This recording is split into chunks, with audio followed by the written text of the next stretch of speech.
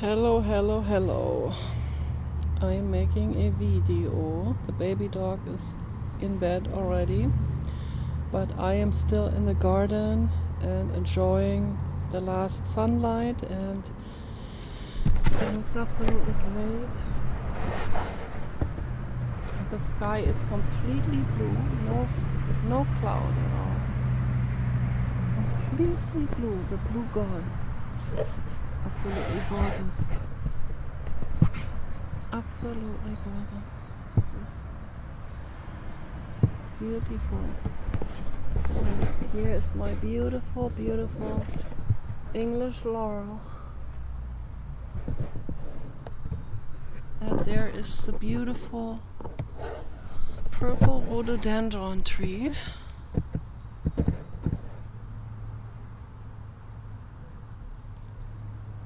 Absolutely gorgeous. Gorgeous flowers.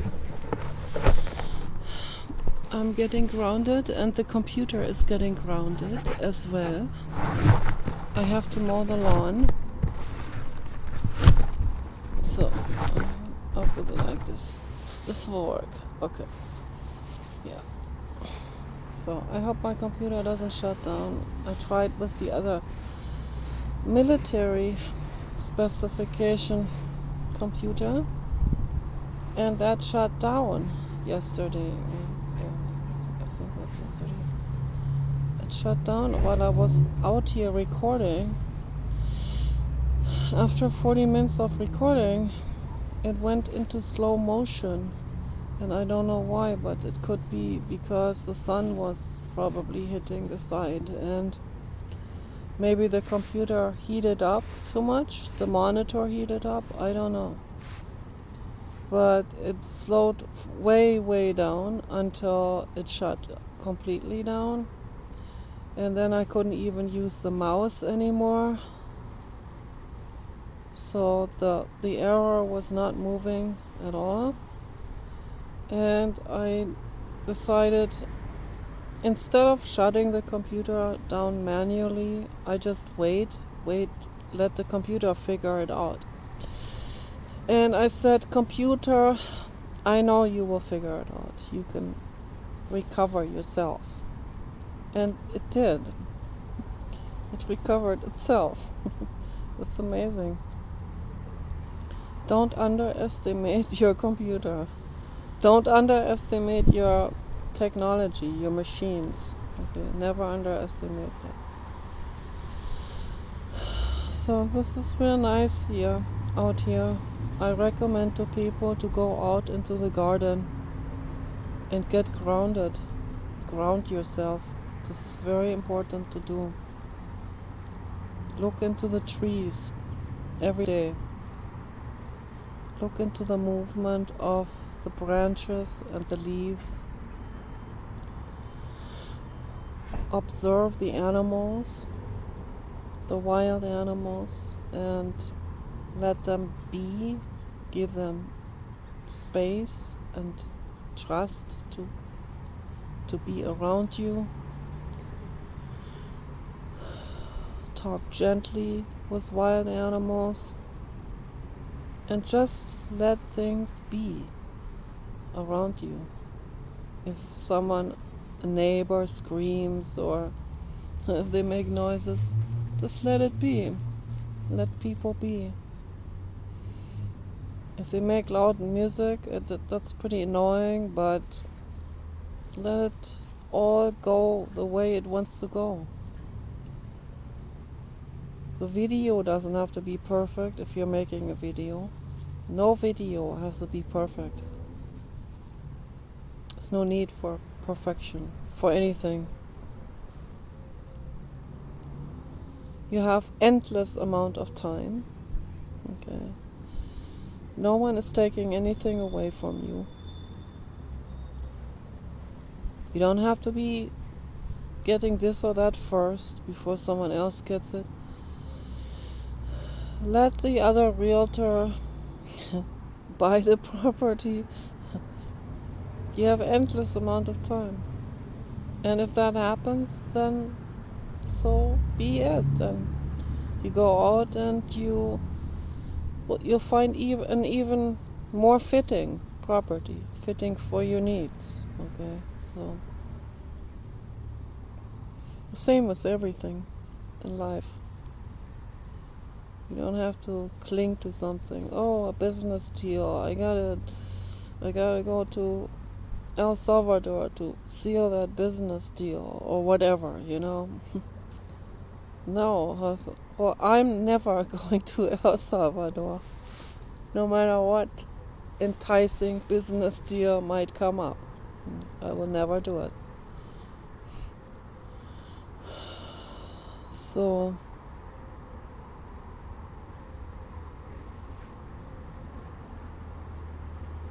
I'm here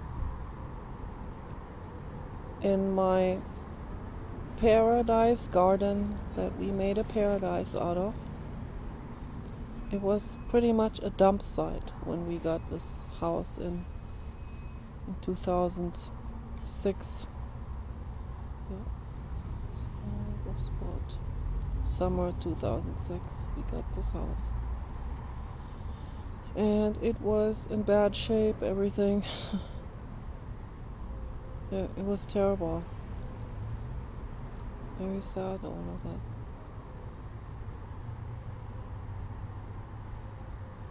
The English laurel was just about 4 feet tall.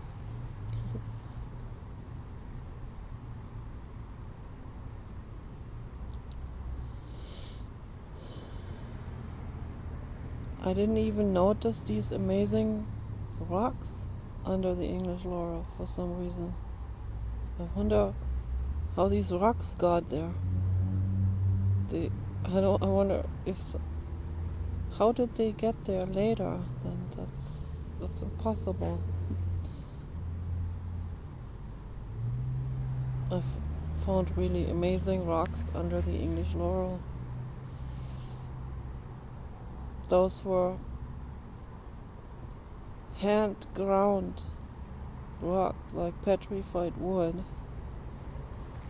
2 large pieces of petrified wood. I put them back under the English laurel now because that's where I found them, and I think maybe someone put them there as a memorial for their dog burial.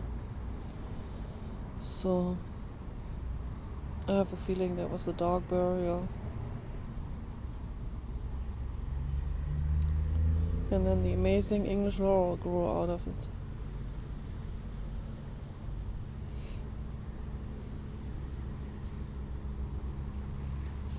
I want to make this video and talk about people feeling victimized. There's no need to feel victimized, ever.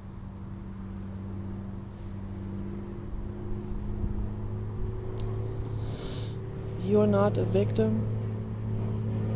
No one victimized you. There are some people that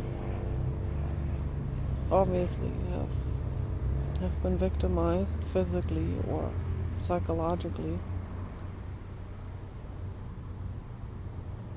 And that's really, really infinitely sad. And they need trauma healing and therapy. But what I want to talk about, rather than talking about someone who was actually victimized, I want to talk about the people that victimized them. Because the very people that victimized the people that were actually victimized, those people, they feel victimized all the time. It's the very people that feel victimized on a daily basis that go out victimizing other living beings. Those are the ones that victimize any other living being, even plants. There was a homeless man in the cemetery Paul saw that, and that homeless man was viciously slashing branches of a precious tree that was there in the middle of the cemetery. And Paul was concerned, so he called the police. And he drove over later to check what's going on. And he was just at the end of that road of the cemetery when he saw the two police officers confronting that homeless man with the machete in his hand. And the homeless man pointed at Paul and talking to the police officers. We are angry, like saying, this is the guy that called the police. He's the evildoer. That's what people usually do, is they twist everything around. They'll blame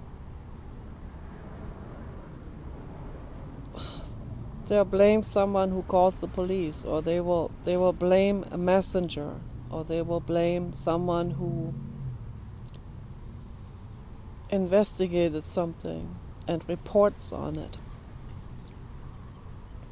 They turn everything, they twist everything around. And then the next day, he read in a news article about the local news, that the police shot a homeless man at the cemetery.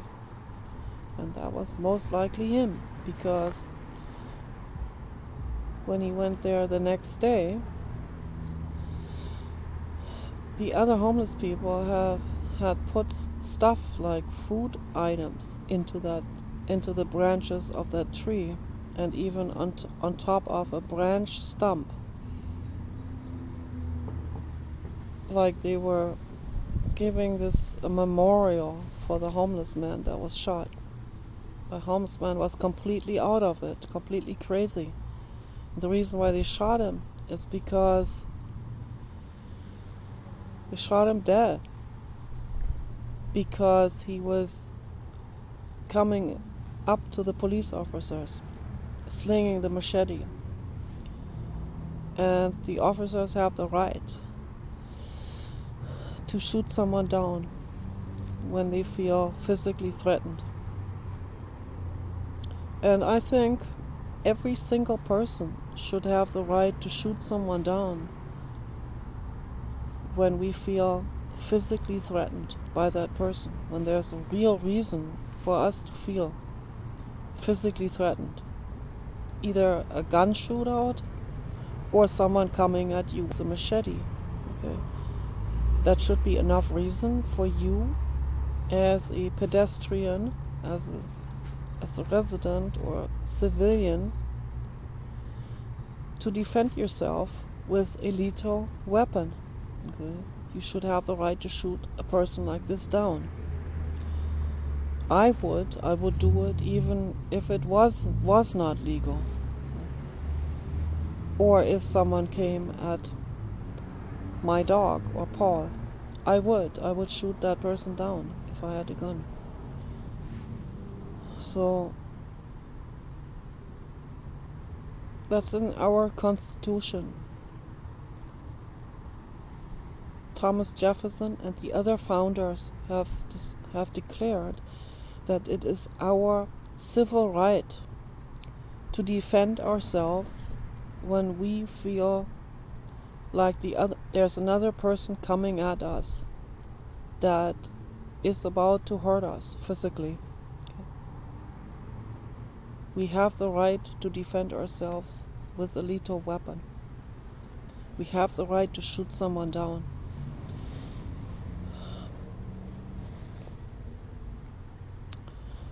The legal system needs to be reformed completely.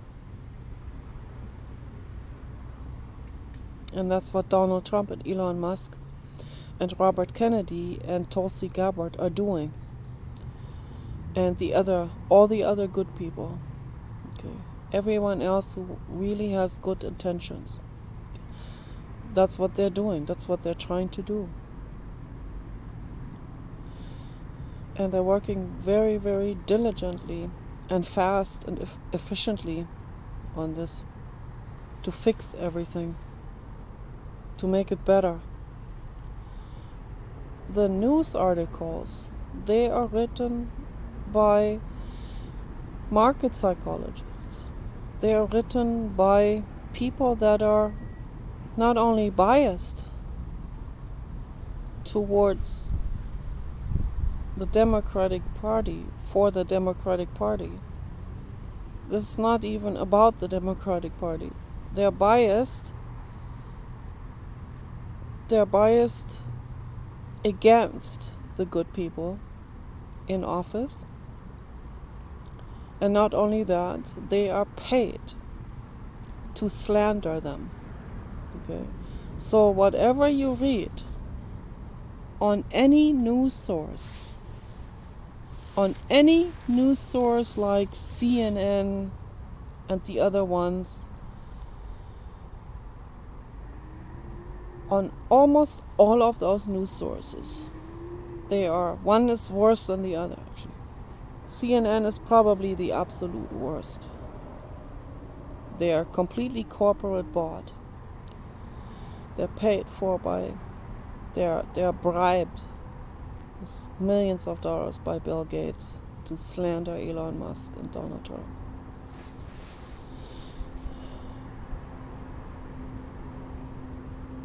The corporate agenda, mafia, as I call it. Some people call it deep state. I don't see anything deep in it.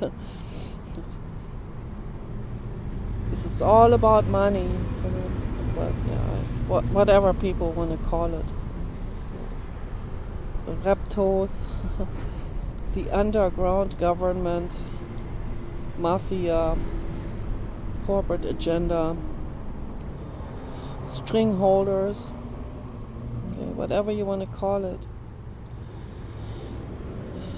That's there. Okay. The conspiracists, that's really happening. Okay, it's factual. It's not a theory. It's about money and nothing else. And power, of course, political power. It's all about money. These people already have.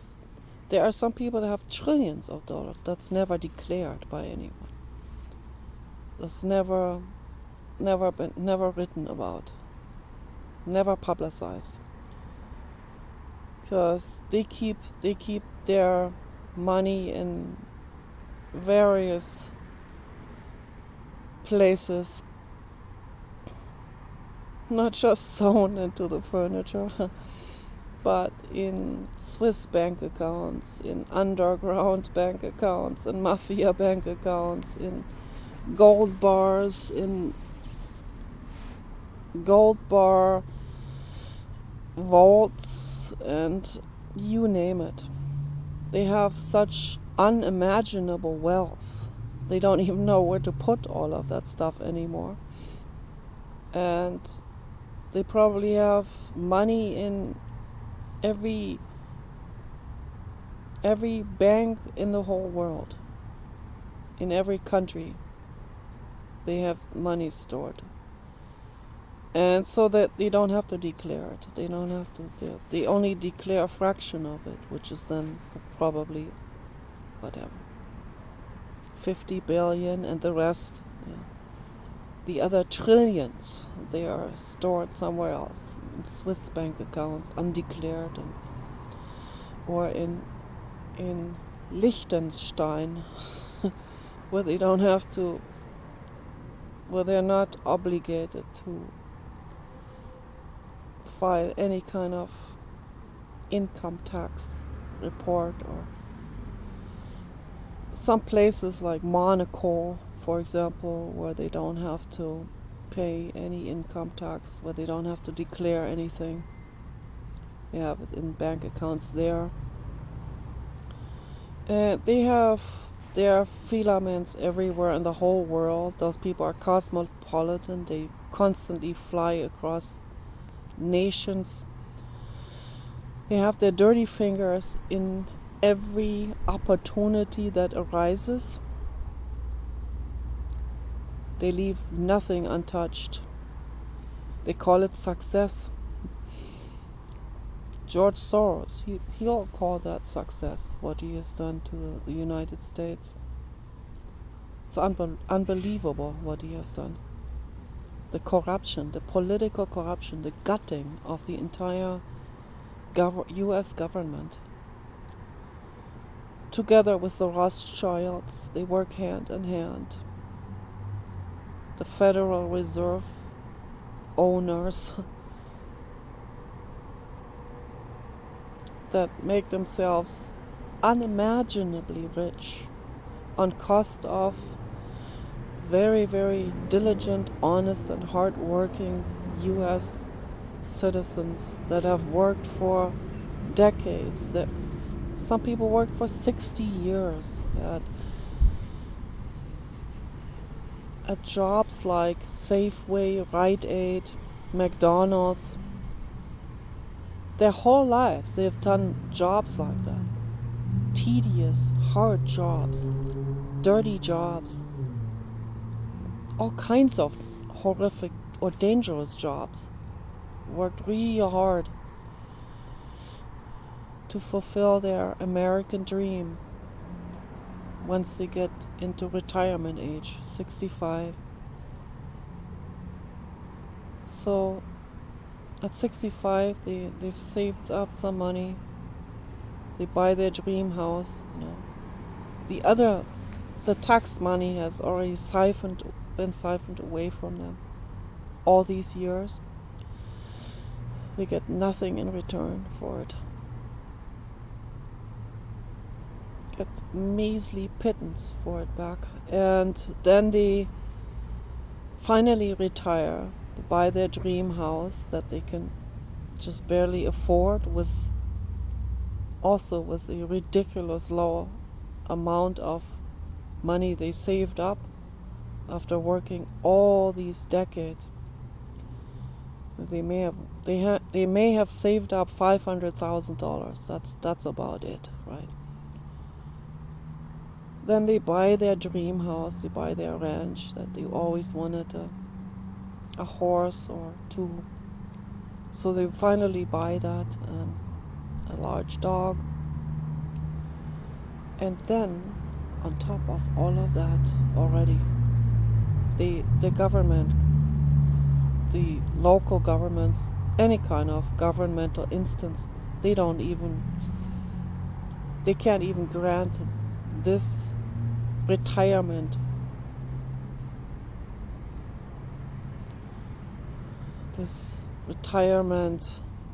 phase, a little bit of happiness that these people have earned their entire lives. They can't even grant that to them. They have to charge them ever increasing amounts of property tax until the people lose their home that they worked for 60 years. That's the harsh reality of it. And it's white people and Asians.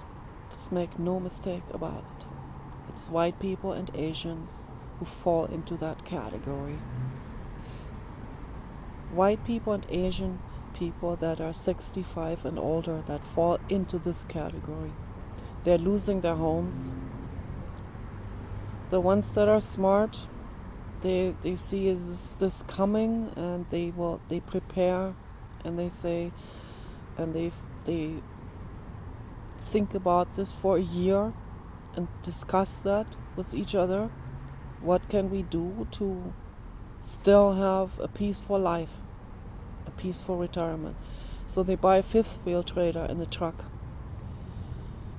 and they sell their house so that they at least have some money in the bank that they can live on now for the rest of their lives. These people are driven onto the road. They become nomadic. They there are billions of those people. And they end up in Arizona and Nevada, often just boondocking, just nomadically joining other people that are in the same situation, going from one hot spring place to another.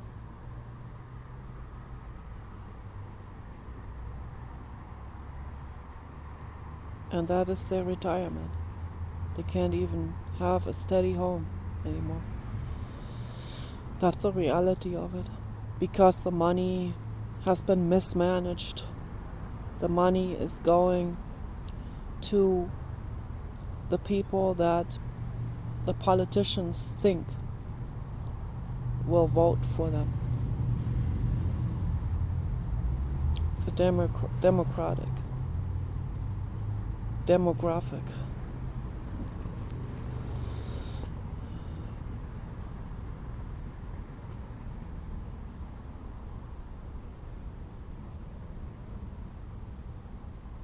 This is complete mismanagement of funds. And the money goes to the very people that feel victimized. And after they get all of this they get paid for their votes. After they get paid millions of dollars for their votes, they still feel victimized. So obviously, this is a system that does not work. Okay, it's a class 4 experience, according to Tony Robbins. Something that does not feel good, is not good for you, isn't good for others, and does not serve the greater good at all. It ruins the US government. It's extreme mismanagement of funds. USAID, or whatever they call it, USAID, whatever you want to call it. That's a fraudulent institution that was created by Barack Obama under the order of George Soros and Bill Gates and other stringholders. So that with that, they can buy votes with the money that all of these old people have paid into their whole lives. Reckless spending of buying votes from people that feel victimized, which doesn't help them at all to not feel victimized, but it victimizes the people that are driven out of their own homes. Those are the real victims. They're not out there at Tesla stores vandalizing.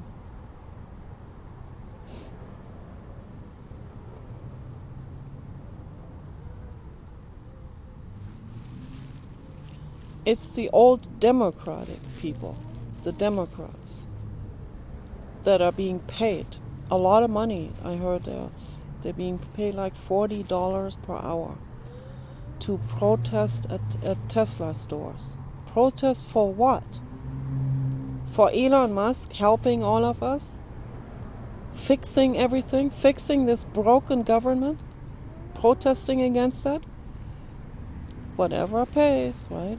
Whatever the job pays you to do, you will do.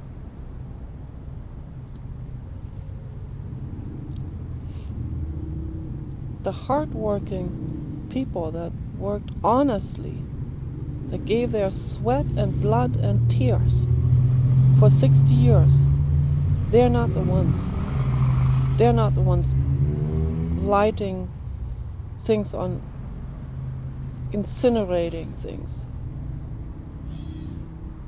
setting fires, setting cars on fire and forests. They're not the ones. It's the ones that feel victimized, the ones that have been constantly been receiving welfare and SSI and extra money for extra children, $1,000 more per child, and so on. This is called malgenics. It is a system that goes south. It is a system that is breaking down the entire civilization on Earth. That's what it does. And the corporate agenda, they have their dirty hands in all countries. They have their dirty hands in Europe. They have created the European Union. This is another fraudulent thing that they have set up there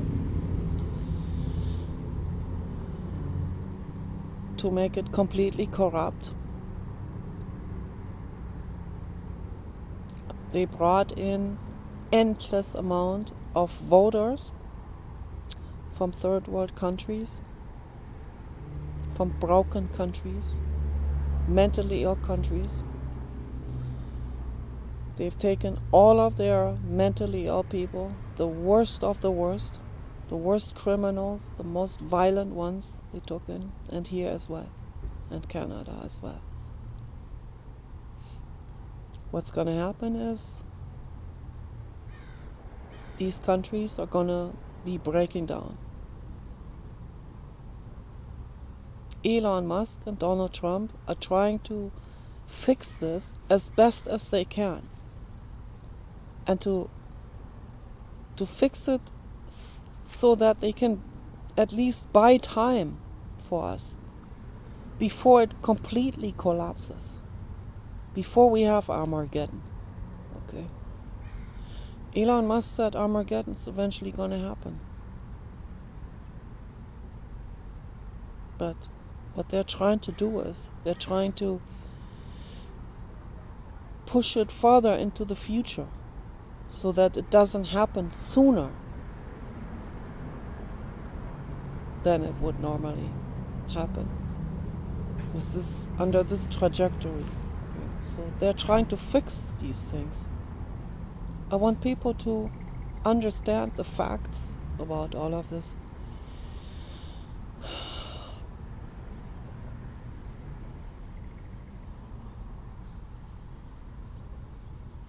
If we want to fix something, we have to first of all recognize where the problems are.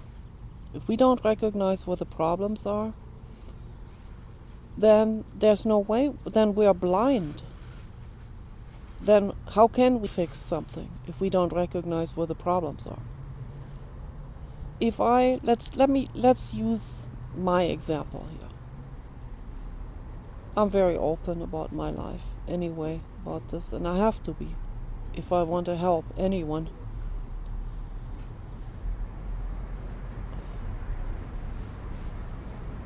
I have to go back in time, like when I was like 30. Okay? A terrible pathological jealousy of other girls. There was a girl in the guest house with her mother. I feel terribly sorry for all of this. This is an awful misunderstanding, the whole thing.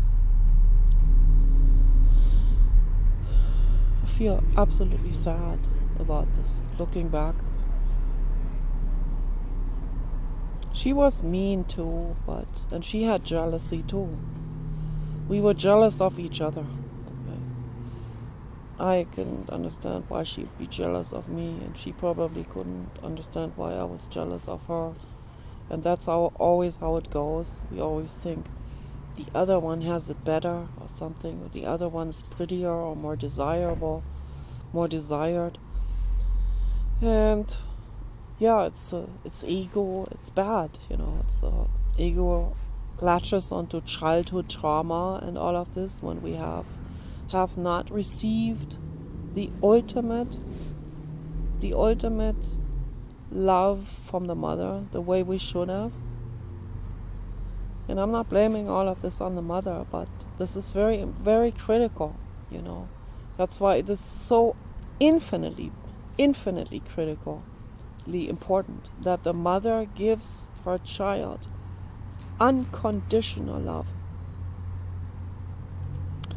The child needs to be feeling 100% safe, 1,000% safe, totally infinite safety. All the needs have to be fulfilled. Not in a way where the child can just do chaos and all. That's another very critical point to discuss that I can't talk about all of this in this video. Very important to also to discern between what is unconditional love, to give in like my parents did, or to be there and protect your child from themselves when they become vandals, for example, you know, or when they hit their head on the ground, which I have done at age 2 and 3. And my mother did nothing to protect me. She just stood there. So unconditional love is you fly over and protect your child from hitting her head on the ground or tearing her hair out, which I have done. I even bit myself in my hand. Do you understand what that means when a child does that? I think most people don't understand it. They did cruel tests in the 50s and 60s with rhesus monkeys, where they deprived them, and I saw that there are still universities today that are doing the same tests. They don't need to do these tests anymore. These are just cruel tests. They should be outlawed. They've done cruel tests with rhesus monkeys where they wanted to see what happens when the rhesus monkey baby does not get any mother love. How can anyone do something like this to begin with? So the babies that did not get didn't have any mother, not even a plush animal in there, had nothing to hold on to. They ended up hitting their head on the ground, tearing their hair out and biting themselves into their hands and arms. Okay? And screaming uncontrollably. That's what happens. That says something about my childhood. Okay? So I have been abandoned way too many times. This is also what happens with autistic children and children with severe Asperger's, which I have. Okay, so which is also a combination of the parents not giving the unconditional love, and it goes further and also has to do with past lives, and I very strongly believe this. There's evidence for this, scientific evidence for it, and it goes to DNA pain that we inherit from our ancestors. We can inherit emotional pain from our ancestors, from our mother, from our father, from our grandparents, and so on, all the way down the line through the generations. Okay, very interesting, all of this, very, very important to know, so that when we know what we're dealing with, we can address this problem in a proper way, okay, and we can fix it. And we know better how to fix it. We know better how to deal with it and not make the same mistakes again. Okay? We have to be real careful about this. A child, a baby, has to be with the mother at all times. Okay? This is infinitely important. But I want to go back to my example. Paul was fixing up the guest house in LA, and he let the mother and the daughter live there. And I was terribly, terribly jealous of the daughter. I thought she just was so much more adorable and everything.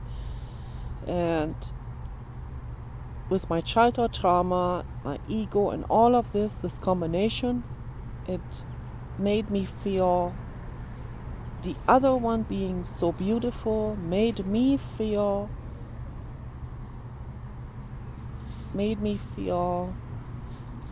abandoned. It made me feel pushed to the margin, like a wallflower. All of these things. It's like the death of the ego. It feels unimaginably awful to the ego. So I understand all of these feelings. I've been through all of this.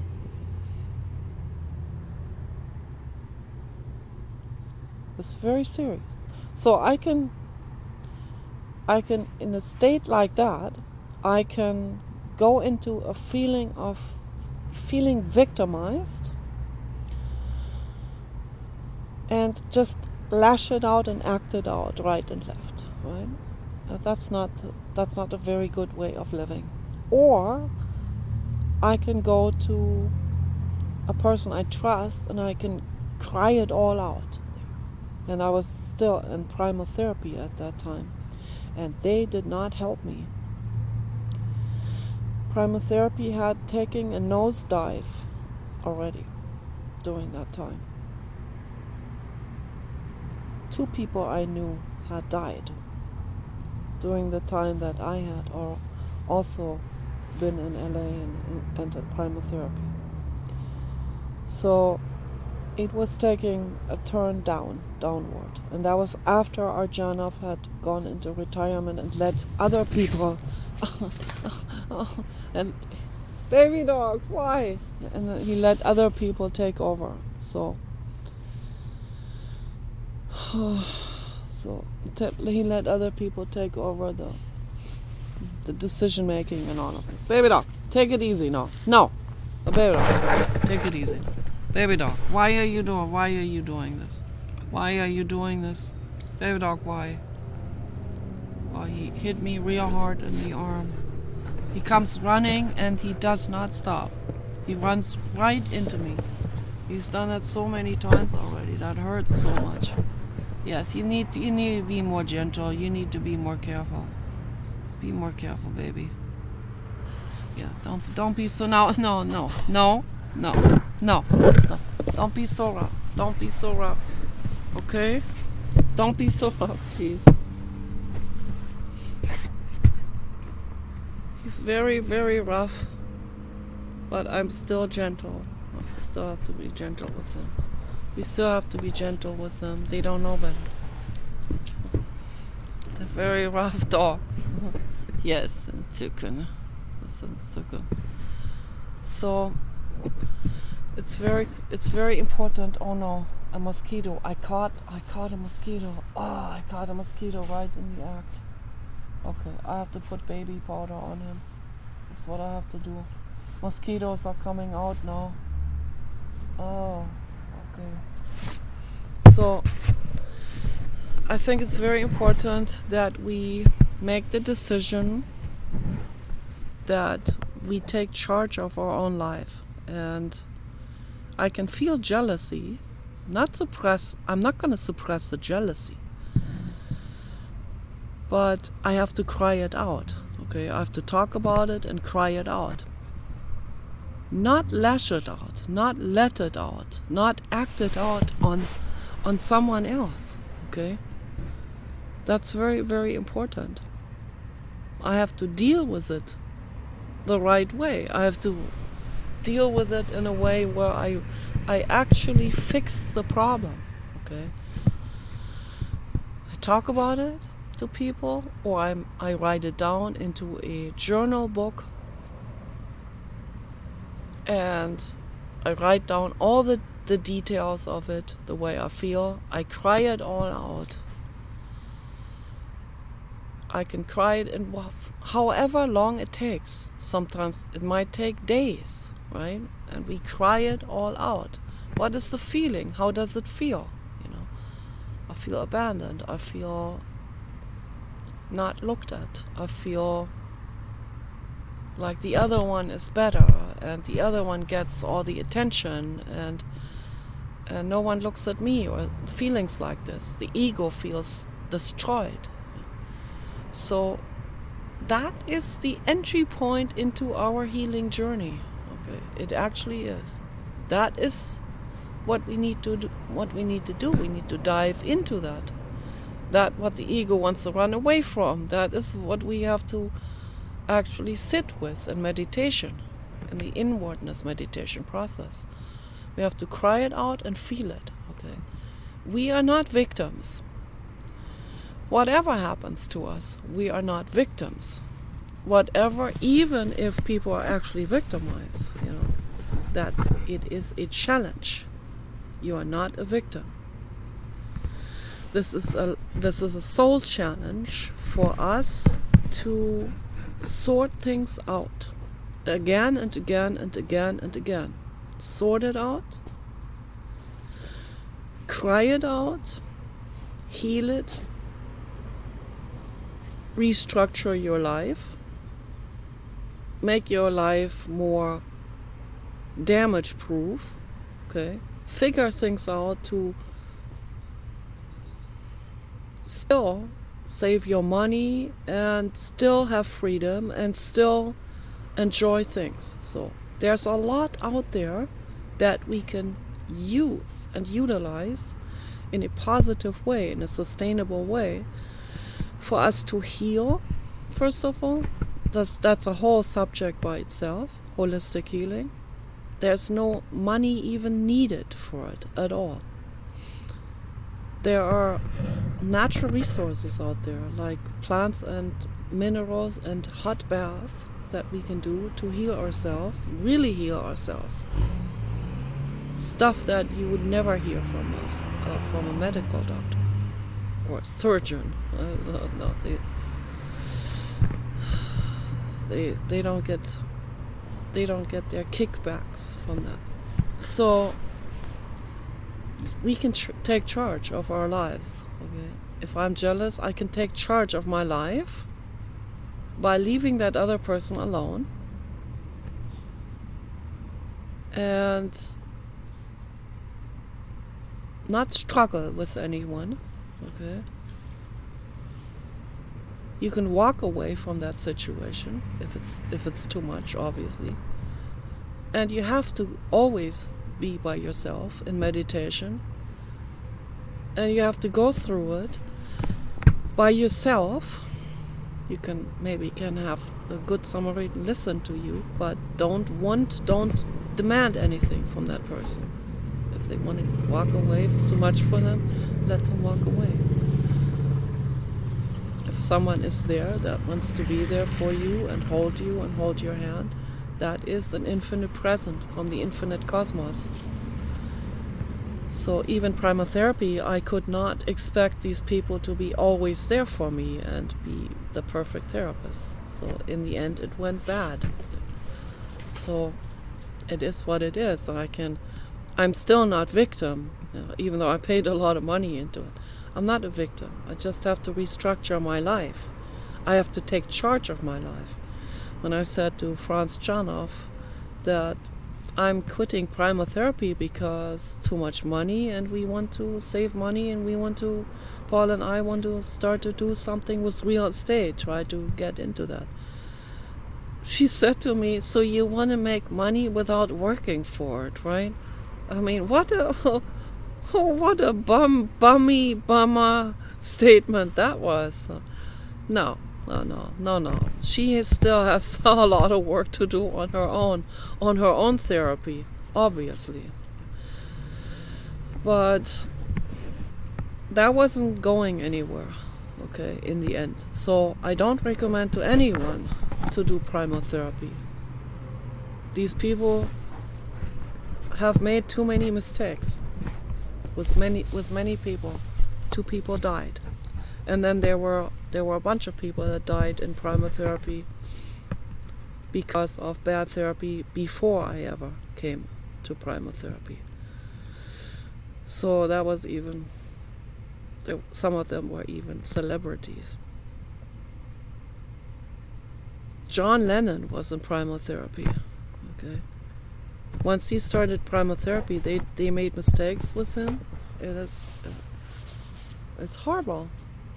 They made terrible mistakes. Arjanov then realized that and tried to make it better. Baby doc, take it easy. Take it easy. So, John Lennon, it wasn't good for John Lennon at all. Things went bad from there. And that was also, of course, not just primal therapy, it was also the drug culture at that time.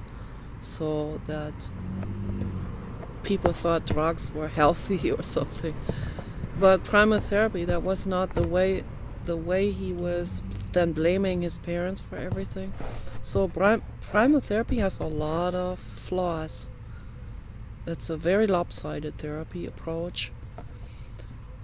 I was lucky that I was there during the last 3 years of Arjanov being there.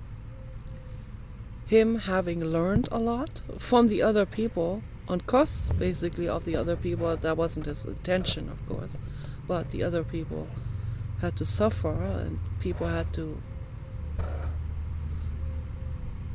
make mistakes and learn the hard way, and it's terrible. But he learned a lot. Okay. And then after he left, that's when they really made a lot of mistakes. Really bad. It was really bad because they were not working on themselves properly. And the therapy itself still had a lot of open ends and a lot of issues. So I thought about all of this for many, many decades. 30 years later, I thought, thinking about all of these mistakes that have been made and how we can fix them. So in my head, in my own theoretical proposals that I make on a therapy rewriting of a therapy process, okay, a complete reform of psychotherapy, I figured out how we can do it and do it better. And it will never be the end all perfect approach. It will always be an approach that still is learning and growing. As we all are learning and growing all the time, the right therapy approach is always also learning and growing. We are not victims.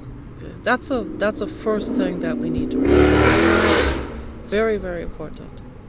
We have to take charge of our lives. We have to cry it out, write it into a journal, talk to people about it if we can. I would like to create a therapy process where we can take this on full force, and with therapists and everything. But I don't have the financial means to do it. I don't have psychiatrists. I don't have psychotherapists and psychologists that are licensed that would be required to work with us with this. Otherwise it will be, and we would have to have lawyers that protect us. I mean, a whole village goes into this. Okay, I could not, there's no way I can do this alone. But I can set up the theory for it. So whether this will be created during my lifetime or post-mortem, whatever you want to do it. The sooner we do it, the better it will be, because there are people that are suicidal. There are people that cut themselves. There are people that are in physical pain, also because of psychological pain. There are people that are drug addicts. There are violent people. And the list goes on. There are people that are in extreme need for therapy help. Extreme. the whole world is in a crisis. Okay, the whole world of humans is in a crisis, and I would like to help. So if I possibly can, I would like to help, and that's why I created this inwardness meditation process. That's how I call it. I don't call it primal therapy, but I learned a lot from primal therapy. Okay. Primal therapy was an extremely important therapy process for me in my life. Okay. And I was just very, very lucky that we had our Janov there in his last years of practice, or we would not have been so lucky. Okay. The people that came after our Janov had gone into retirement, they suffered the most. They really did. And 2 people died. It's very, very tragic. So anyway, I have to turn the video off. The Blue God agrees with everything I said. 5555. So I'm not making this up. It's the truth. Okay, so you guys take care.